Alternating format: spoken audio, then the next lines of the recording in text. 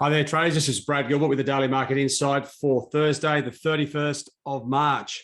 Finally, we're at the end of March. Looking forward to April, I've got to say. Now, just having a look at this, it's no surprise as well. I know I've been saying this is the first week of the month. It really starts tomorrow with the US non-farm payrolls. We get a new range of data. Everything's banging and wanging around, and it's going to be more exciting. This sort of puts to bed, not quite, but almost, the Russia-Ukraine issue as far as being a massive cloud over the market.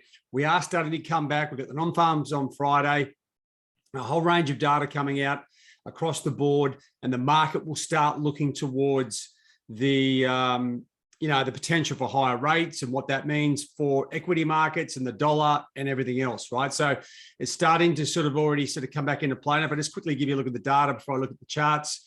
Equities, okay, rolling off.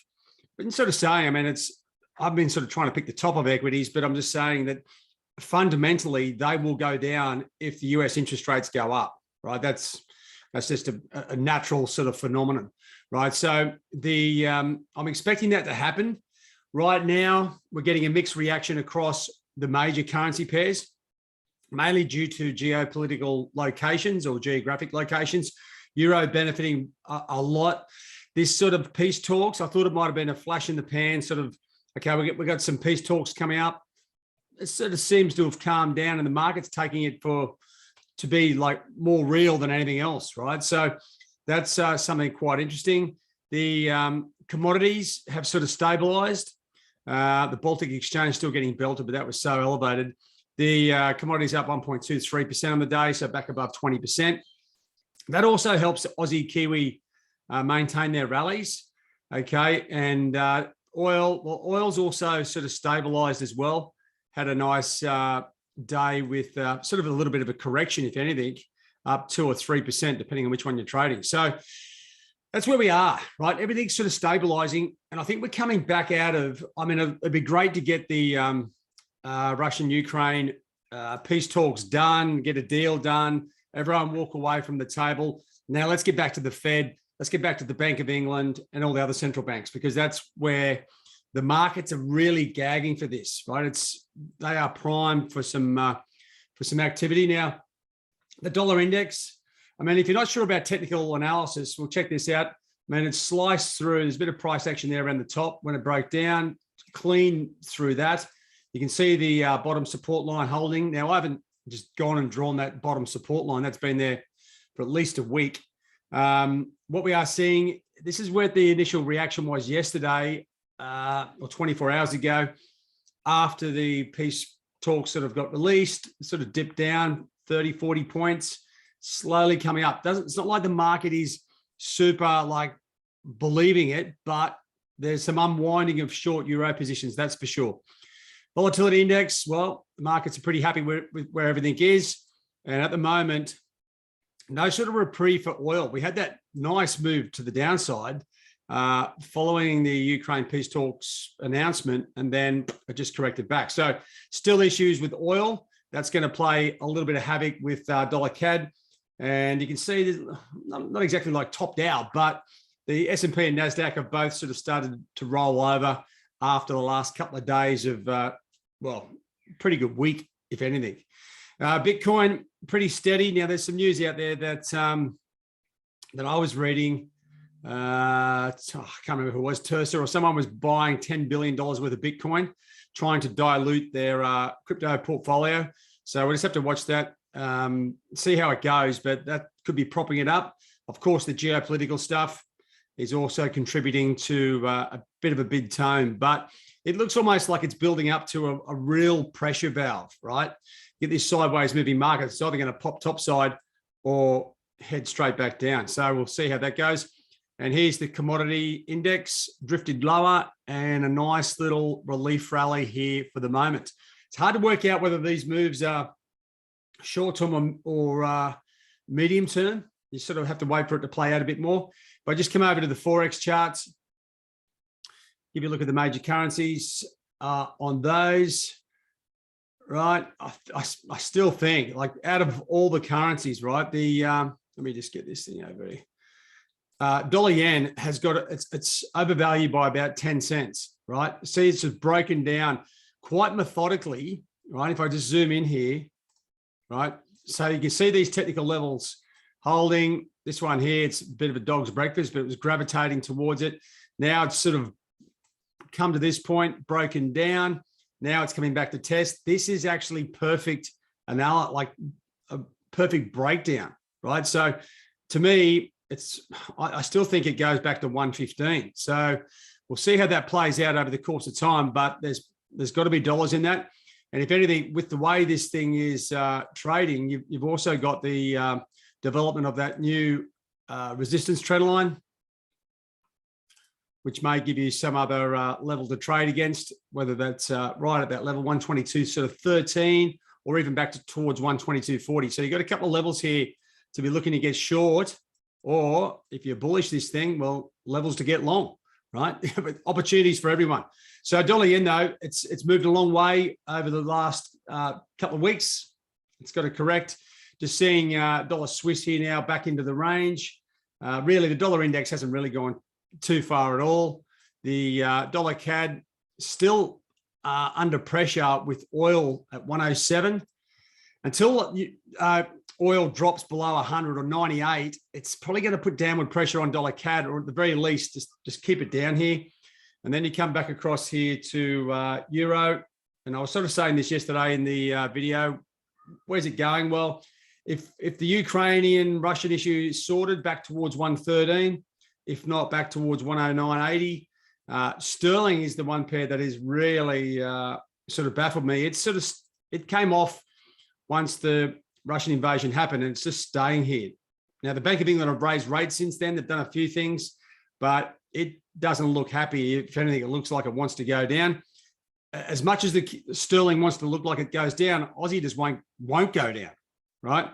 It's got a lot of things going on, and Kiwi looks like it's fully asleep, which is a bit of a tough one when you're trying to make some cash out of it. Now, here's the equity markets. As I said, you can lose a lot of money trying to pick the tops of these equity markets, especially over the last numerous years. But I think the focus, once the non-farm payrolls come out Friday, we will start to see what's going to happen here. Weak non-farm payrolls, equities rally. I think really strong non-farm payrolls, then the equities have to roll over. And the US or North America, US equity markets, I should say, equity indices should drive the Asian and European indices down. And that's where we are for the moment. Just to come across here and just check out the commodities. Okay, so as I said, the commodity index has slightly bounced, right? So that takes a little bit of pressure off the downside. And why is that? Well, the basket, as we know, includes metals and energy. So you're getting this little, well, it's just steadying of the ship as far as the oil is concerned. We had that knee-jerk reaction to the downside. Copper is one metal that won't go down just at the moment. We had the knee-jerk reaction. So gold and silver are basically following oil. I mean, it's pretty obvious, right? So if you're trading gold or silver, keep an eye on oil. That's exactly where things are going. And iron ore at this stage is just cruising the top side. This may be one of the catalysts for the Aussie to go down. You know, copper and iron ore, two things that Australia has plenty of. These things could be propping up the Aussie at this stage. So we probably need to see those turn before you jump on board getting short that pair. All right, cryptos, just to wrap it up. And I'm just giving you a bit of a detailed sort of run through here. I will be away over the next course of the next week, so there won't be any updates. Unfortunately, Mark may chime in, but outside of that, you're going to be on your own.